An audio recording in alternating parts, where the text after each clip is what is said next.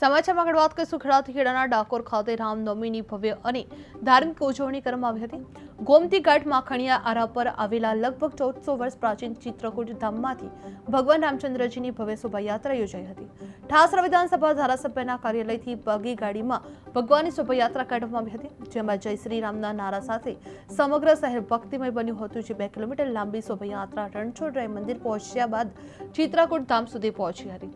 બપોરે 12 વાગે ભગવાનની આરતી ઉતારી 56 ભોગ ધરવામાં આવ્યા હતા અને મુખ્ય પંચાજરી ભોગ ભાવિકોને પ્રસાદ રૂપે વહેંચવામાં આવ્યો હતો।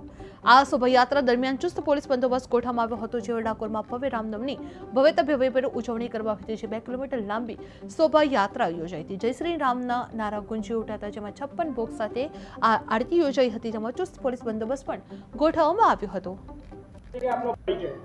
હિતેશ દાસજી મહારાજ મારું નામ છે અને આ રામચંદ્રજીનું મંદિર છે અને 1400 વર્ષથી જૂનું મંદિર છે અને વર્ષમાં એક વખત રણછોડજી એમની પધરામણી કરે છે અને આજે રામનવમી હતી એટલે તહેવાર અમારો ઉજવ્યો છે અને આ બધું ભોગ ધરાયો છે।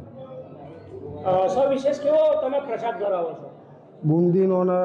બુંદીનો લાડુનો એવો પ્રસાદ ધરાવીએ છીએ અને પંજાજીરી। ભાવિક ભક્તો કેટલી સંખ્યામાં આવે છે અને શોભાયાત્રા કેવી રીતે કાઢવામાં આવે છે? શોભાયાત્રા સવારમાં છે તો 9:30 કાઢીએ છીએ તો 11:30 12 વાગે અમે આરતીના ટાઈમે ભગવાનને લઈને આવી જઈએ છીએ શોભાયાત્રા બધી।